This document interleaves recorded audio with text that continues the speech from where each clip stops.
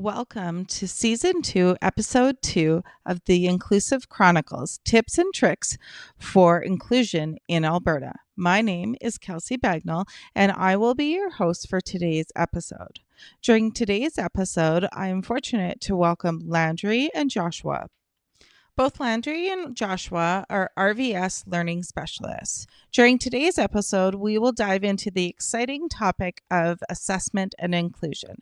This topic was brought forward by CIE listeners, and we are super excited to have this conversation and start to look at inclusive assessment. Welcome, everybody. The Alberta Teachers Association respectfully acknowledges that we are located on Treaty 4, 6, 7, 8, and 10 territories, the traveling route, gathering place, and meeting grounds for Indigenous peoples whose histories, languages, cultures, and traditions continue to influence our vibrant community.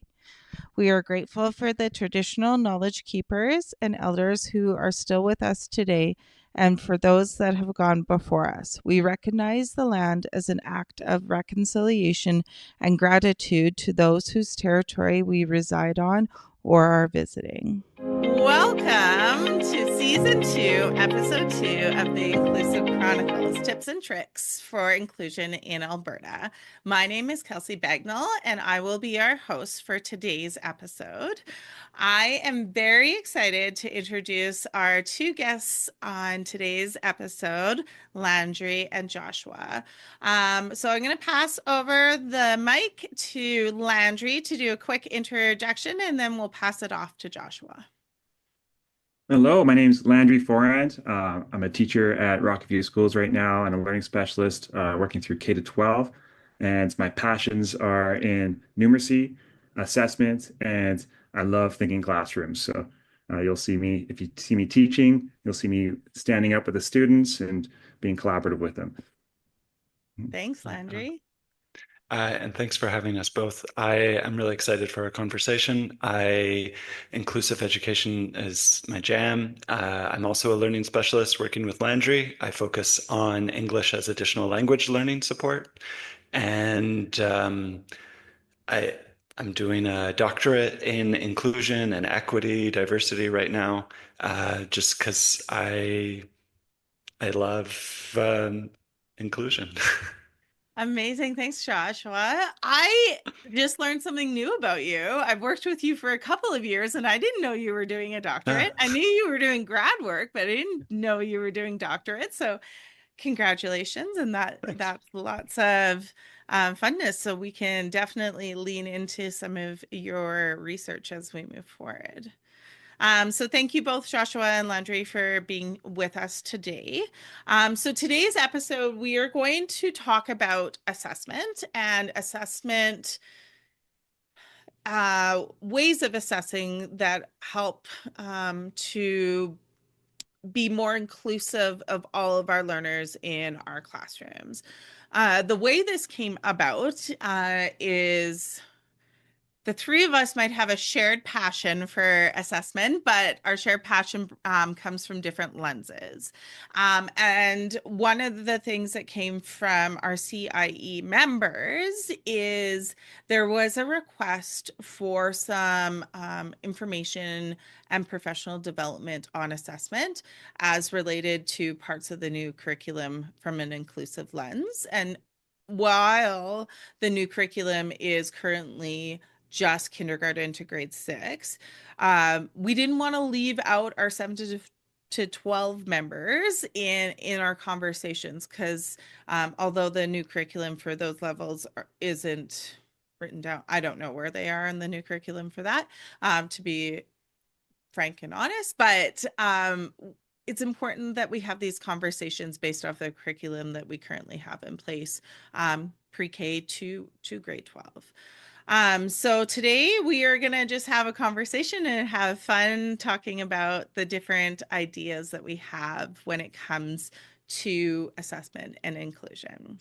So I'm going to start us off and kind of talk about where I came from and how I got passionate in this area, and talk about some of the ideas that I have played with.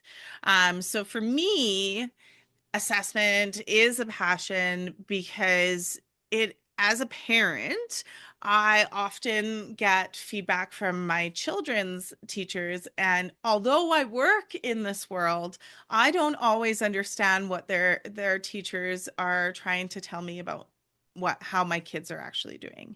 And so for me as a parent, um, I really am passionate about understanding how my kids are doing so that I can support them at home. But it leads me to the deeper question of, if I work in this world and I don't necessarily always understand what is being communicated to me, I also wonder about all the parents that um, might not work in this world and things are being communicated to them and they might not understand what is being communicated to them. So part of my passion comes from a parent lens, but my other parts of the passion for assessment comes from really that idea of universal design for learning and providing access points for our kids to be able to be successful in the classroom, and then offering authentic learning experiences. And for me, when I start thinking about planning based off of the curriculum, I always start with the goals in mind. And for me, that is the curriculum, the program of studies that we've had in Alberta. And so taking the program of studies and setting up those goals, looking for the goals, and then backwards planning from these are the goals. This is how this is the rubric that is going to assess the goals, and from there, design the learning opportunities and activities that are there. And always keeping in mind that I'm not assessing necessarily the activity, the date and the time that an activity is being done. I mightn't in certain places, but ultimately when I come to assessment, my assessment goes back to what is the goal, and the goal comes directly from the program of studies or the curriculum. So I'm going to share my screen. Landry, Josh, what do you think about what I just said? Do you have anything you want to jump in and add to that? Yeah, the beautiful thing about what we're going to talk about today is it's not new curriculum, it's old curriculum, it's any curriculum, uh, anywhere really, anything that involves assessment. What we do will probably work and transfer over if you find it valuable. Yeah. Awesome. And I think that's such an important shift that it took me a few years to get away from, but moving away from event-based assessment, as you were describing, allows for more holistic understanding of where the student is at and how they're progressing and getting a much broader picture. Awesome. Yeah, I agree. And to that point, realistically, with the curriculum, a student has an entire year to demonstrate that curriculum. And when we've traditionally used event-based assessment, we might not have actually allowed for that entire year for the child to demonstrate their learning across that entire year. So if we do addition to 18, I think that's still part of the early math curriculum, right, Landry? Addition to 18. If we only assess that in January of grade 1, and we don't look at that in June again, or they show us randomly in May that they can do addition to 25 with regrouping, but we assessed in January, we're not going to reassess, even though we saw them do it. That isn't actually giving them the full opportunity to show us their learning, because we're doing it based off of our timeline, not the student's timeline of development, and putting all those connections together. I always think of it as learning the alphabet. And if I test them every month and they only know two letters, then they only know four letters, and it keeps going like that, and they're growing. And then at the end of the year, if I give them a mark based on all of those monthly tests, they've failed. And if in June they know all their 26 letters, they shouldn't have failed. We should Totally, say they've got that outcome. 100%, because that's what the outcome's about, right? Yeah. If the outcome, they have the entire year to get there. And if they show it to you on June 27th, we Yes. should update that and communicate that and celebrate that with our kids and their families.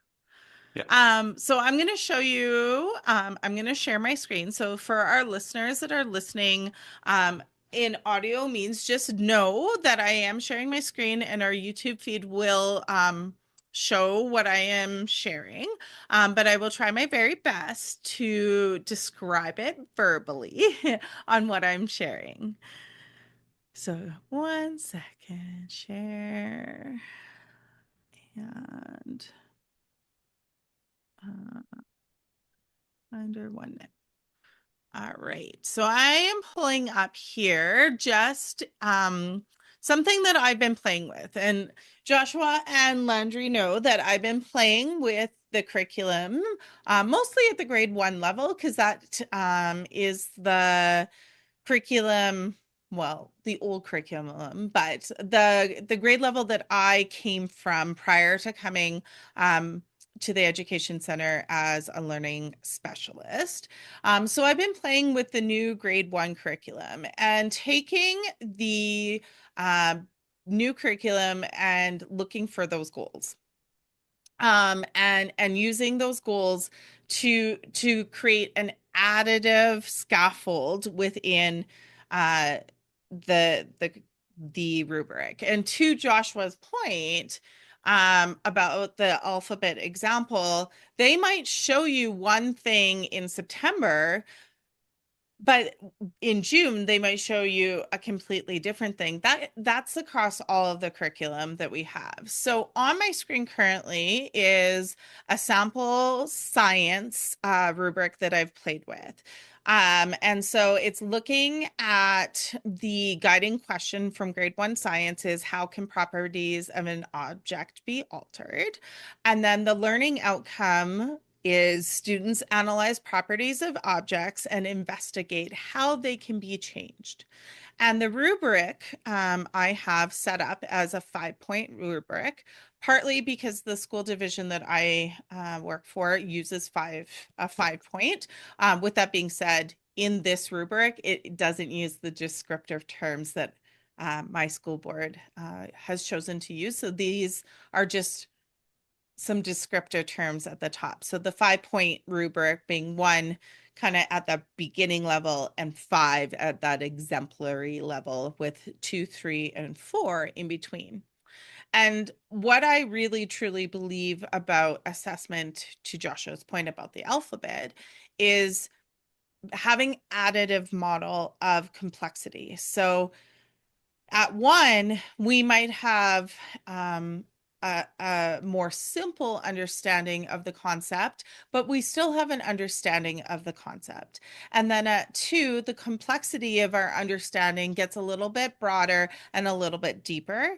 And then at 3, same thing, it's going a little bit deeper and so on and so forth. So really having our kids grow and stretch in their understanding across the year.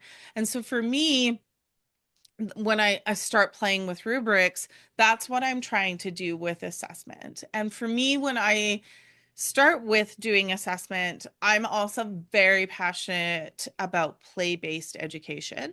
I'm using play as a modality and an entry point for all students.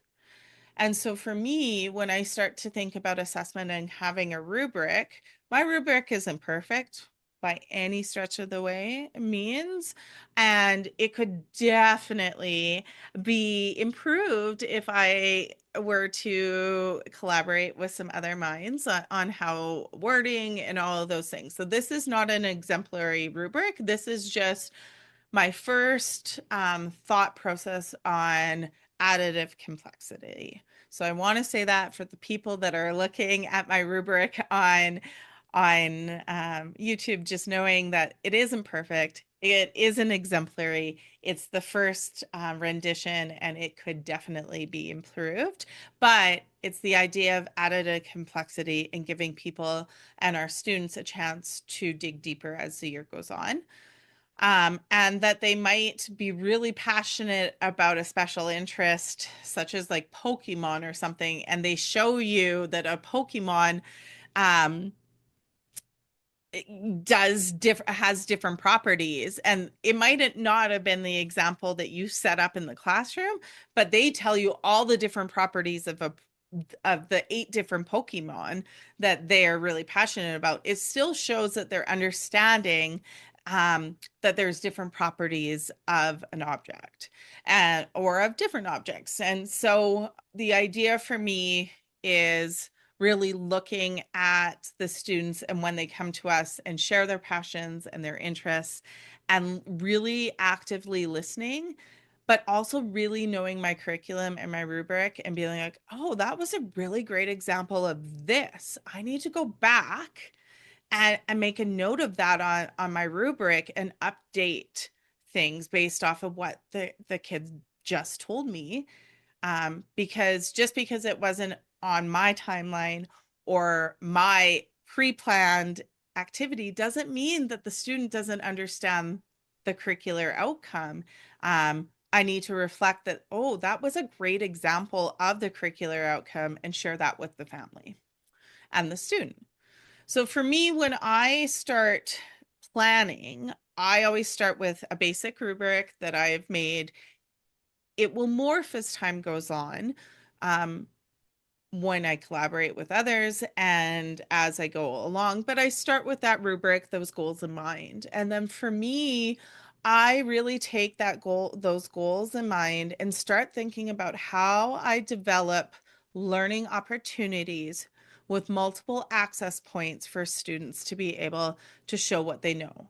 And so if I think about that, one of the reasons I love play so much is that it provides students multiple entry points into curricular matter in a way that they don't even realize that sometimes that they're learning about curriculum, but they get to engage with it in an authentic way. And one of the other reasons I like play so much when we think about universal design for learning is that multiple means of representation. And so knowing that some kids like worksheets and they want to do a worksheet, I'm going to have that within my play-based centers for students to choose, because some students really like that type of work, and it's an opportunity to provide students a way to show their learning in a way that makes sense to them. But also, that's not my only entry point into learning for my students. I might have students that really like to build with their hands and do a lot of hands-on activities. So knowing that I need to also provide that as a modality and an entry point for other students in my class. And so really understanding the students I serve will help me design the learning experiences through play after I look at the curriculum. And so for me, that's what I do is I take it and go, okay, some kids really are theatrical and like to act out things. So let's provide an opportunity for that, maybe through a small world center for kids to play through. Or they really are sensory seeking and they want to explore properties and materials through sensory changes and going, oh, I don't like the feeling of slime. I don't like the feeling of slime and what that feels like versus the feeling of rice, and talking about the different properties and how those feel and different pieces, and using the building center. And then there's also going to be the kids that really do learn by watching YouTube videos and curating a list of those things. So for me, the assessment, going back to the rubric, is the goals of the curriculum and getting to know how deep those goals can be. And then provide it using those goals from the curriculum to design my learning opportunities, and knowing that I'm going to provide these learning opportunities not just Monday, September 17th at 9 a.m. and check, I've done that, but those learning opportunities are going to happen multiple times throughout the year for our kids to grow and show what they have learned across the different experiences. So for me, that's Can a I really big share thing. a quick Yeah, example from a recent class that I was working with that I think speaks to a absolutely. lot? So there's a student who is having trouble connecting with the class and is not quick to engage. He's much quicker to run out of the class and hide. And a big barrier for him is language, doesn't have a lot of English. And when we looked at the outcome and we looked at storytelling, we teased out, like you did there, the different parts of storytelling. And I ended up bringing in some pine cones into the class. So using loose parts, using play, and that got them coming in, feeling safe, engaging, and they ended up creating this amazing story there. And the first time they did it, it was you were hinting at there, observational. So it wasn't on the teacher's time of it's got to be right now and it's got to be written a certain way and it has to be on Friday because that's test day. It was in the moment right now. Let's capture this and bring up the iPad and film them, and then because they had made the connection, they felt safer to do it again on a second day. And that time, they were feeling good enough that they were actually able to speak in Russian, describe their whole story, and with a bit of translation software, their story was then shared with the whole class. So Amazing. yeah. That's Uh, Play for the win, and knowing that we had found those parts in the assessment so that through a rubric like yours, we are finding all this data and doing it on the student's time and making deeper connections so that I'm sure this week, next week, they'll be even quicker to get into class and have started to build those connections. amazing. That's an amazing story, Yeah, Joshua. it was great. It is. And that is such success because you're right.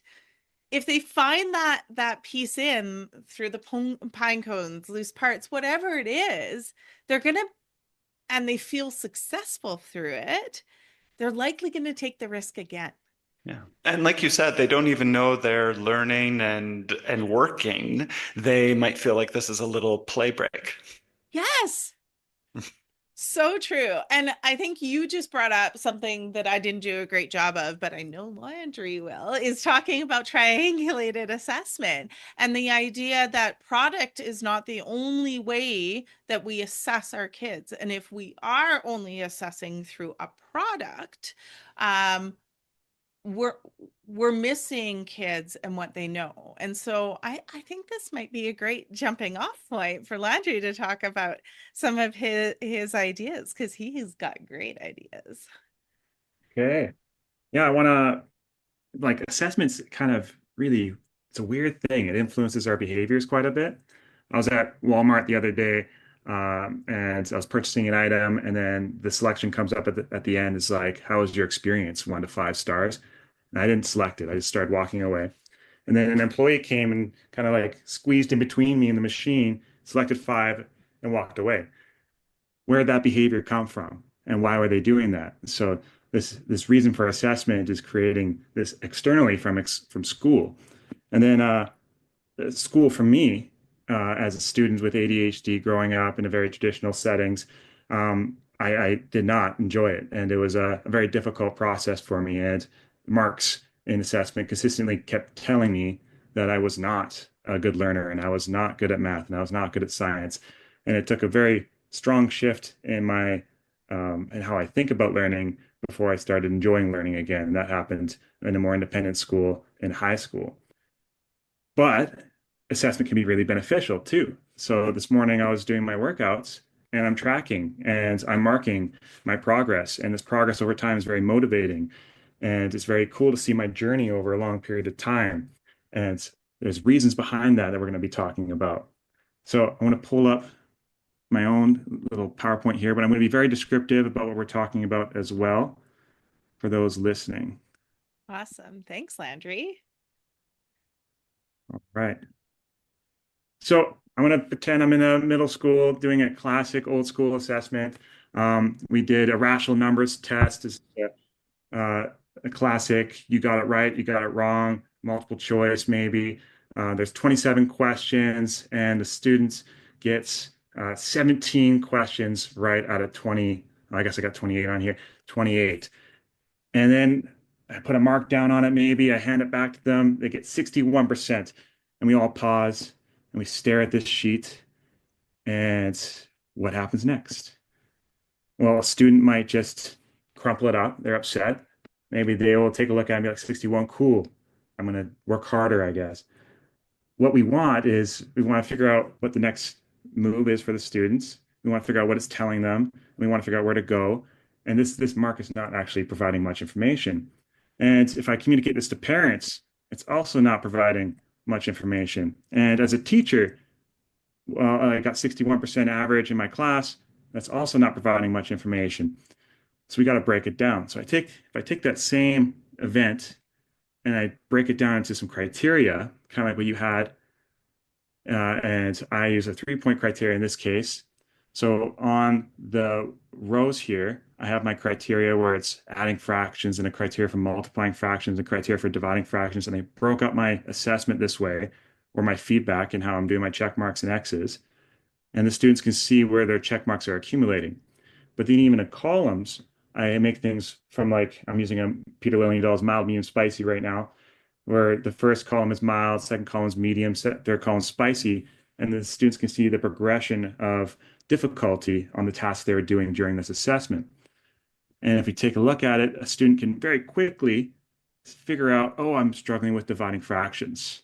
Oh, I'm struggling with decimal values. And it's almost instant from looking at that. And as a teacher, it's almost instant looking at that. And as a parent, it's pretty instant as well if we break down those categories. So that's very useful. But these events can be exhausting.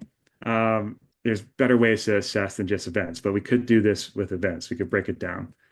You could also bring in some little legends for it, like there's silly mistakes, like a student could understand it, but they didn't reduce the fraction, but they really do understand how to do it. So you can put an S there, you can put H's. So now for help, so now you can walk around and help students out and indicate that for you to know and for them to know.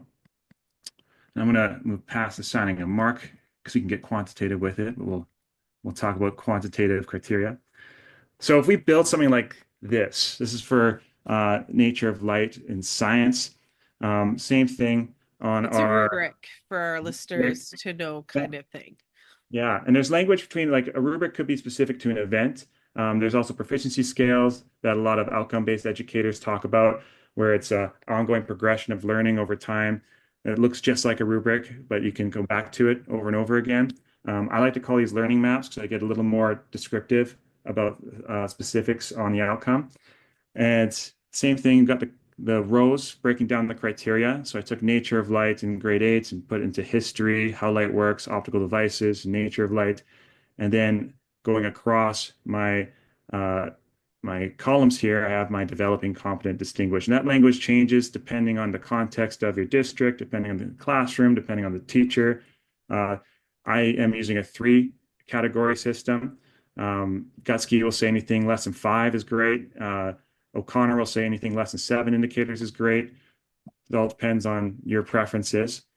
And for those of you, Landry, I think the way that you use it is your first category is a 2 out of 4. So it's you've crossed the threshold of 50%. You are passing. You're not out of what our district would call limited, and then you're moving up from there.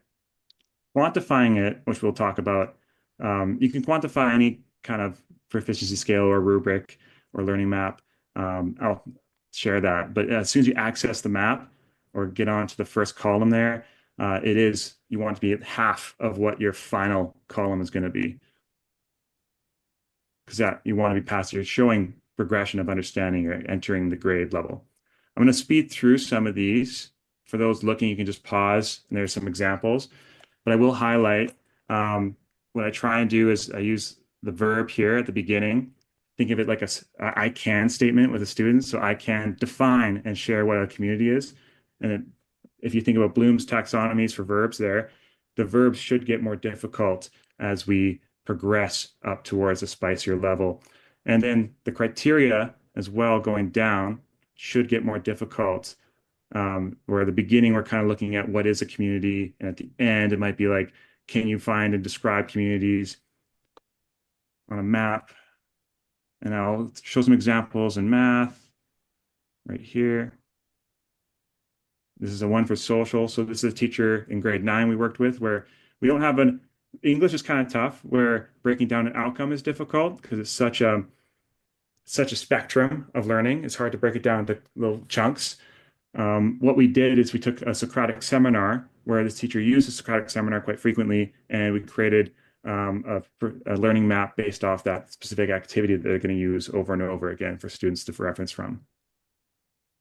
Can you go back? I just want to describe and remind people if they're just listening that you should really come check out the video for this part at least, because at the top here, Landry has gotten rid of the descriptors of where students are at and just has an arrow moving forward and moving into deeper knowledge. And like he said, his subtopics of his first row are, I always confuse row and column. His first column is those subtopics where he's broken down the outcome, getting more complex as you move down the page, and then left to right, getting more complex as well. Yeah. Yeah. Perfect. So building these, we use understanding by design. What you do is you come up with your criteria first, you break your outcome down, and then you come up with an end goal for each of those criteria that you did. So I call them learning targets within the outcome. What is the end goal for that? And then we work backwards on your rubric. So I have a middle step and a beginning step. I changed the language to be very simplistic. To try to keep it in a sentence or two. That way I can share it with students and I can share it with parents. And it's common language for everyone to understand. I kind of take away a lot of the teacher lingo. And another thing I forgot to describe in some of these is that they're backwards compatible. So if a student can show that they are at like the end column, the spicy level, then that determines that they can also do the medium and the mild because it builds up to it. So if I'm collecting data and I'm thinking about teacher workload, if a student's showing me that they're at a spicy level, then I don't need to stress about the content that comes before it because it builds up to it.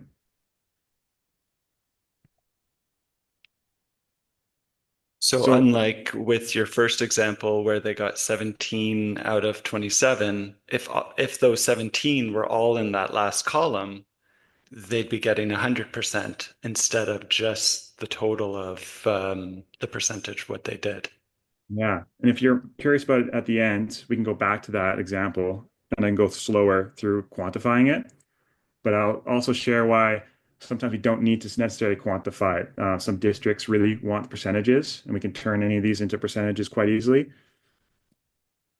But some districts don't require percentages, especially prior to high school. So we don't always have to quantify things, but it's good to know that we can. And some teachers are more comfortable with the quantifying at the end. I still like to do it personally, but I don't. with just the 3 indicators. Yes. And we'll see how it works. I'm going to share adaptation from Liliendahl, which is an adaptation from O'Connor, the parachute example. If anyone hasn't seen this, you should definitely check it out and take a look. I'll try and describe it here. But I want you to imagine that we're all going on a parachute or a skydiving trip. And we've looked at 4 people that are going to pack our parachutes, and you get to choose which one is going to pack your parachute. And just to be extra safe, I've also gathered their credentials and their experiences over their time in school for parachute packing school. And what we have here is their kind of learning journey. So Lindy, at the beginning of her parachute packing journey, was terrible. And over time, she got a little better, a little better, a little better. And by the end of the course, as things got more complex, she was also able to adapt with that and has shown mastery at the end of the course. Adam, at the beginning of the course, was excellent. Over time, got a little worse. There's some stories there, maybe. Who knows what's going on? And by the end, Adam could not pack those complex parachutes. So Dallin, he could likely do the more mild type of packing of the parachutes really well, but as it got to the spicy was significantly harder for Adam to pack. Am I understanding that correctly, Landry? absolutely. And Dallin's a little more erratic. We have good days, and bad days. This could be like mom's house, dad's house. It could be different things going on with weather and injuries and sports. Who knows? They're staying up late for hockey, but Dallin's just up and down. And then we have Justin, who is always average, like always gets those parachutes kind of well packed, nothing up there, nothing down low. And what happens in a lot of schools and a lot of grading and what I experienced growing up is that we do an average. And so if you do an average of all these people here, these four parachute packers, we got the same mark. But if I asked you, who do you want to pack your parachute? Usually the audience is pretty Lindy. quick. Lindy. Yeah. I Yeah. feel like I'm going to survive jumping out of a plane with a parachute on my back with Lindy. Yeah. And it's a confident Lindy. Why Yes. don't we have grades representing this? If a school wanted to look at students to take in for universities, for example, why are we doing an average system? Stuff like that. So what this averaging has created is for me as a learner is I learn quite late. I'm a late bloomer in my learning. And so every time I make a mistake in school, I would get punished. And then I'd get punished again and get punished again. Then I'd finally do really well, but it would average out to something really low. And so that's how I always represented myself was a low learner. That creates behaviors and bad behaviors. I wasn't a great student to have in a class. I reacted quite a lot. So we want to represent students where they're at the end. Before we get to data collection, we want to talk about triangulation and assessment. We do a couple tasks in our district where we ask them to talk about the ways that like a dentist assesses your teeth. Would you guys like to come up with some examples how a dentist assesses your teeth? Through x-rays. X-rays, yeah. Tapping on them. Okay, tapping on them. What else do they do? They sometimes use the little pokey thing to look at your gums. Okay, okay. Do they talk to you at all? Yeah. Yeah. My favorite's like, are you flossing? Oh, the flossing question. I hate the flossing question. You know, I wasn't as well because I'm bleeding right now. I floss all the time, and it doesn't matter how much I floss, I still bleed, but nobody believes me. Yeah. And what a dentist is doing is they're triangulating. So they're using conversations, they're observing your teeth as well, and then they're looking at products with your teeth through x-rays and old data as well. And that triangulation is really important to figuring out your quality of teeth. It would be really scary if I went to a dentist's office and there was complete silence and they just like banged around my teeth a little bit and then I walked out afterwards. That'd be really weird. Similar to a doctor's office, that'd be strange if there's no conversations, if there's no observations on what one body was doing, and they just looked at maybe a quick survey that I did online about how I'm feeling, and they read that as a product. That wouldn't be too accurate. Or if I was taking a driver's test, Damien Cooper really likes this example where my driver's test was just a piece of paper and a pencil, and I rocked it, and now I'm back on the roads driving. That would be really scary if people were doing that. So there's triangulation in all these assessments in our everyday life, but for some reason in schools, we heavily rely on products, and we kind of want to change that. So I'm going to go over this. Product is like things like quizzes, performance tasks, projects, videos, presentations. Observations are things that are happening with students in the moment, and you're looking at these students engaging in a performance task, maybe of some sort. And then conversations, those impromptu conversations that you have with the kids. It's not prepped. It's if they had a speech ready, that's a product. If you have them a question and they're replying and reacting to that question, you're having a conversation. And these kind of get in a bit of a gray zone.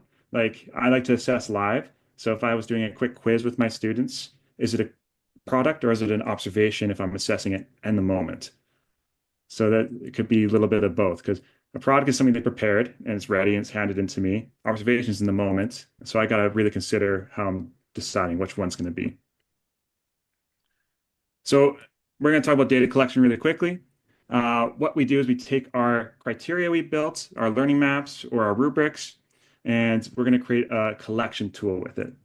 So it's going to look something like just a big classic grid, except I put the indicators or I put the criteria for each target up top, and I have the three indicators, mild, medium, spicy, or beginning, progressing, advancing, or this one's basic, intermediate, advanced, underneath each one. And I made the language very clear for myself and the students and the parents what beginning, intermediate, and advancing is. So everyone understands. And if I'm looking at adding fractions and I'm doing like a lesson and I like to do things in classroom, so students are at the boards working, it's really easy for me to observe. And I can actually take a look and be like, oh, they're adding with common denominators, but they haven't gotten to uncommon denominators yet. So I can do a check mark with an O. So I know they're at least there and I've collected that data. And it's in the moment. And I'm not doing all the students at once. I'm doing a few students at a time. Maybe I pull a few kids aside and have a conversation. So I have a little check mark with a C for conversation. I'm giving myself some legends for it. Maybe I have some group work and I can add another indicator. I use a G for that. And if you're listening, you probably want to take a look at a picture online, maybe, Yeah, because but a it's data, really clear though when you see it online. if I do a check-in, which is like a little quiz, because I do frequent low stakes testing or no stakes testing, I just do a normal check mark. So that way I'm representing my products with normal check marks, conversations with check marks with a C, and an observation check mark with an O. Okay. So we built that up over time, way over time through a whole unit, 2, 3 weeks maybe. And I collect evidence on each student slowly, but frequently. It's not waiting till the end. It's happening throughout, it's happening live. I barely assess at home. I assess in the classroom in the moment. That provides me a lot of information to take action on the next day or within the lesson, and also provides the students opportunity to get feedback so they can improve before the end results occur. And Landry, it also reduces the amount of marking that you have to do after the fact, outside of that class time by Mhm. doing assessment in the way that you are doing it. Yeah, because I'm assessing, well, I'm doing a thing in classroom, and so I can interact with students as they engage with their learning, similar to play-based learning. It's a lot more student agency. I have the freedom to go and collect data. Yeah, it's fantastic. I barely worked at home after this. That makes my heart happy to hear because as somebody that goes into lots of different schools and talks to lots of different educators, it can feel like a lot if you have to go home with a huge stack of marking, but knowing that maybe if we make a couple of switches in how we do our assessment, not only is it making it more authentic for our kids, and providing us as teachers the information on where we need to maybe spend a little bit more time, but it's also providing me a little bit of work-life balance outside of my teaching hours. Hmm. So I love it. What we're kind of doing too is there's the difference between formative and summative assessments, and we create a binary system with that. When really, and a lot of work is done, and like Tom Schimmer, Gutsky will talk about it, um, Dylan William will talk about it. There's a lot of gray zone in what is formative and what is summative. What might be summative for one student might be formative for another. So what we've done here is we've then what I do is I collect formative data nonstop, and it's always formative. It's building up. It's informing our direction. It's informing student direction, and then I summarize that formative data into a summative grade. But you can also have summative designed assessments still. It's really good to have strong performance assessments and that match the criteria of your outcome. And so I would use a different color pencil there. And it's a really cool feeling. It's a really great feeling when your summative assessment that you feel like is a strong design one matches the collected formative data of the students at the end. So speaking of the parachute example, we have these collection of check marks where some students are showing check marks at the beginning level, but also check marks at the advancing level. Which ones are we going to use to represent their mark at the end? We're going to use the mark that is the most consistent and most recent. So that's why we're looking for not just one check mark. We're looking for two check marks at least. Three check marks would be great. And it's even better if it can be between a product and an observation, or a product and a conversation, or an observation and a product.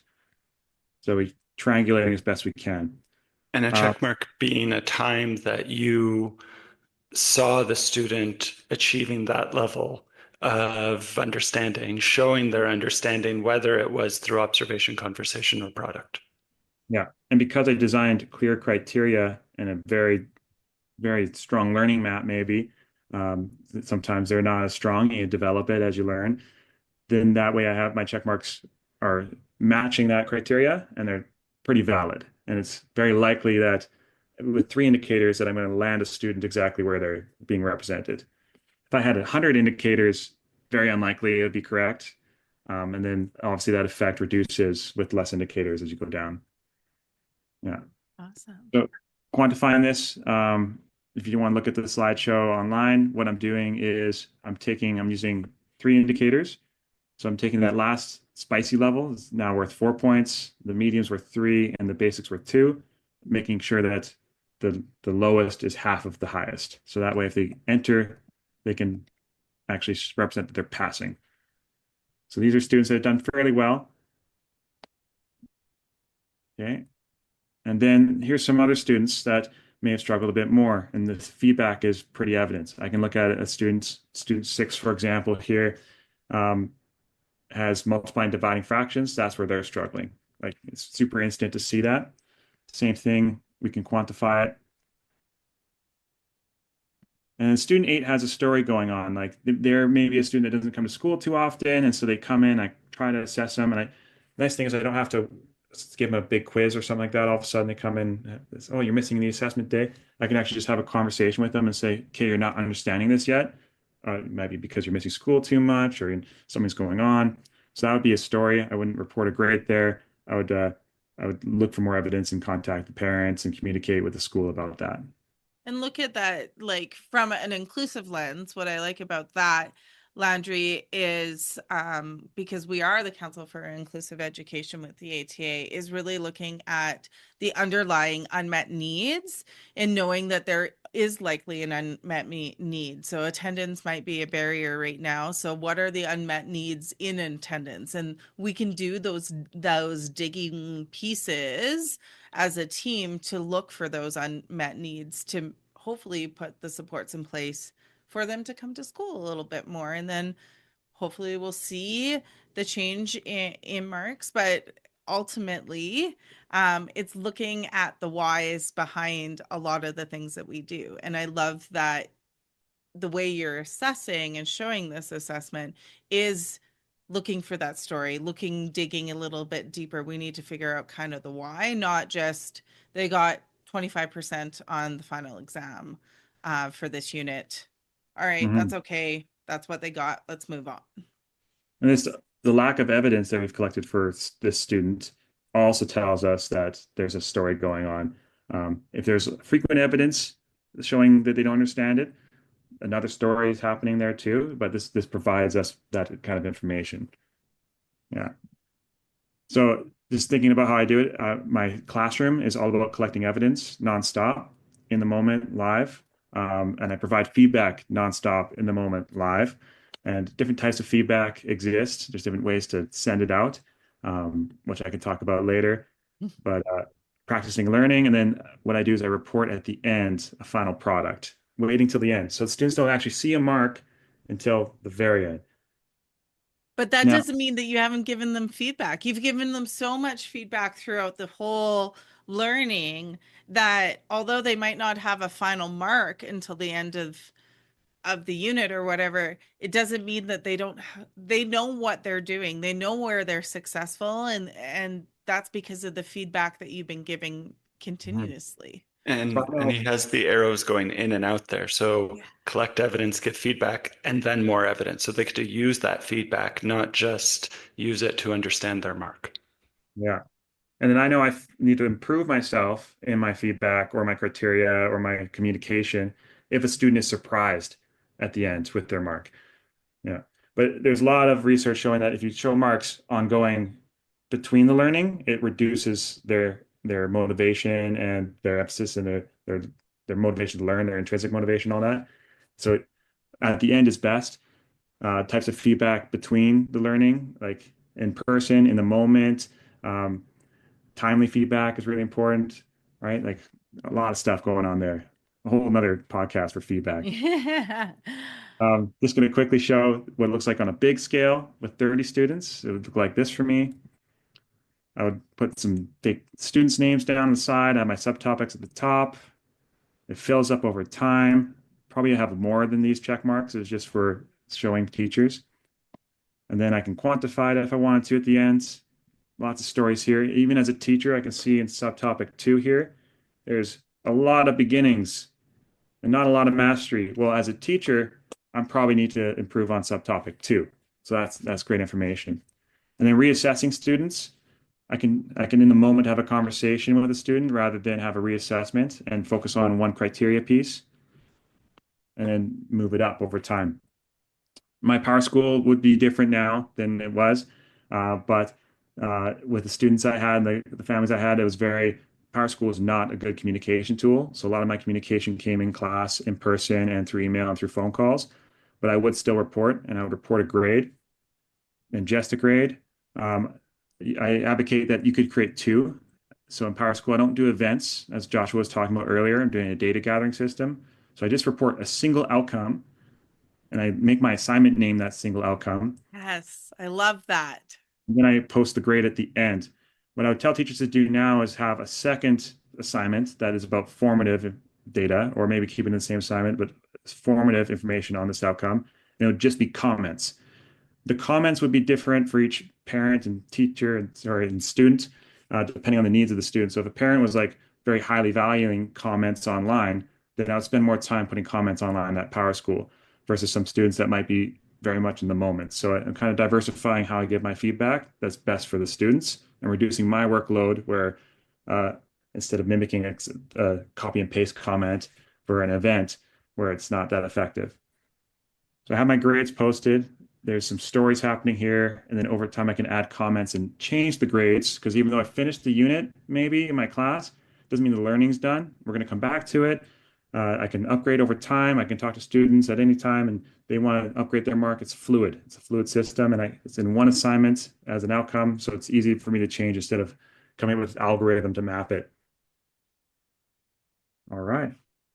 Awesome. Wow. Landry, I love listening to you talk about assessment because you can see your passion and love come through your conversations. But I really do love that you try and give that authentic feedback to kids. And you're looking at assessment that isn't event-based, but really allowing kids to show their learning over time because they do have that year to do it or semester in high school.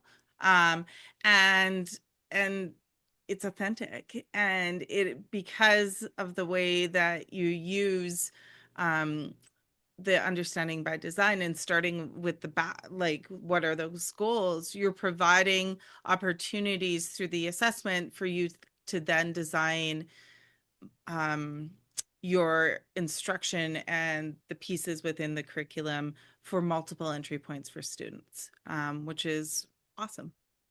Mhm. I want to repeat a part that was so important to me when you were saying that something that's formative for one student can be summative for a different student. And I think that really helps us shift away from the practice versus game day analogy, Yeah. that a student can be making I'm really bad at sports analogies, but they could be making 3-point shots consistently in practice and they don't in the game. Well, like you were saying, that's a time where we have to go find out what the story is. We have to have a conversation that adds to the products that we're seeing. And we shouldn't necessarily be penalizing them for their game day performance if we already have the data that says they can do that consistently. Mhm. And if your formative evidence does not match your summative assessment that you designed, then maybe one of those is an outlier. And if you have a lot of collection of formative data, it's probably your summative assessment. And it tells you to, well, I need to go at a different angle. And maybe you have the story you shared earlier, the student's not able to perform in that dimension that you created that you're assessing them on with a test or something like that. Yeah. but they were able to share their storytelling through a different way. And just because it was a different way through loose parts doesn't mean that that is any less authentic than the other way that another student showed it. It's about having them be able to express what they know and taking it when they express it. Hmm. And then we talk about observation and conversation and product quite a lot. I feel a lot of teachers have trouble because they create an event. They're like, today I'm observing these students doing this task. Mm. They're going to report it as a formative assessment on PowerSchool or whatever their system is. And there's no way that you're going to watch all 30 kids in the classroom and accurately say that they're at level 1, 2, or 3, or 4 with confidence. And so doing it live and doing a few students at a time and frequency over time really allows you to have confidence in that triangulation. When you have that conversation, it's meaningful. When you have that observation, it's meaningful. My favorite way to do this, and it speaks to what you were just saying, Kelsey, about them telling the story, is getting this on the student. And so I like to take those learning maps or rubrics and get them in student-friendly language so that they're assessing themselves as they go. And then I see it as I'm giving them the main pieces to create a portfolio, their own learning portfolio. They now know what they need to include in it because they can use that rubric that I'm using to assess. And every time I have a conversation with them, it's reiterating, finding new goals based on where they're at and what they're showing me. And then the summative is moving to, yes, I'm collecting data ongoing. They're collecting their data ongoing and they're showing their learning. And it really becomes the sum of all of their learning. So not when I first became a teacher, I thought of summative like the summit of a mountain and that you're climbing up to it. And formative was everything on the way. And then I dropped the it part and it's just the sum. It's everything all together. What story do we have here? I like that. I love that. I also love, Joshua, that you're when you have kids engaged in reflection on their learning, it's not about it's a collaboration between you and the student, and it goes back to that authentic piece as well as giving student agency and autonomy in their learning, because those things build those authentic pieces. They build the chance that a student's going to take a risk in something they might not have taken a risk in before. It adds those entry points and access points for so many kids. I love that. I like the portfolio analogy you did because it really shows the journey before the destination experience. Yeah. I love it. Just being mindful of time. I know that the three of us could talk about assessment for substantially longer, but I do want to be mindful of time and mindful of our listeners being able to listen to our podcast. So I am going to take this moment to say thank you to both Joshua and Landry for joining me on our second season, second episode of the Inclusive Chronicles tips and tricks for inclusion in Alberta. Any final thoughts, Landry or Joshua, before we say goodbye? Yeah, this felt quick. It's because it was. We do full day sessions on this and sometimes multi-day sessions on this, and it's a lot of shifting in your paradigm for thinking with assessment.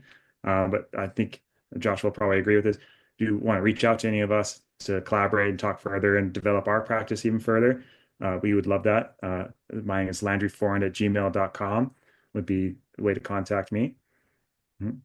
And I'm Joshua the Flower at iCloud.com, and you can find me on X at Redesign Pro, but it's redesign, but read READ. I like it. And I want to say too, as a last thought, we talked about play a couple times, and play can be so much more than the classic play. Like we talked about loose parts, it's a great way to do play, and you can do it in all subjects.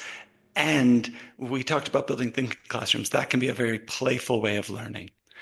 So yesterday I took people on a journey. I made them, we were travelers and they wrote postcards. So still just writing and it was a lot more playful. Well, maybe Joshua will have you back at another point later Love in to. this year. And we can talk more about play because I do wholeheartedly believe in play and see how play can be a modality that provides so many students that access to so many things within our classrooms. So maybe I'll have you back again at That would be another great. point. Awesome. Well, thank you so much, both Joshua and Landry, for your time. We will see you again soon. Thank you.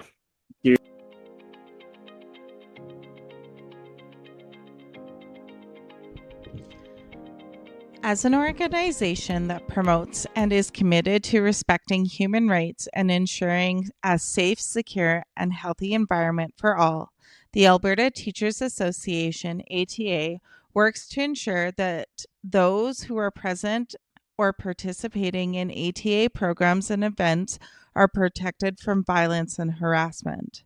All ATA members are therefore expected to promote and defend fundamental human rights of everyone engaged in ATA programs, ATA activities, or other ATA work. ATA members are expected to treat one another with fairness, respect, dignity, and uphold the highest standards of professionalism, accountability, competence, and integrity as representatives of the provincial association as well as their locals and subgroups. Furthermore, ATA members are obligated to act to prevent violence and harassment wherever possible and to report to the appropriate person in authority any suspected breaches of this statement that comes to their attention.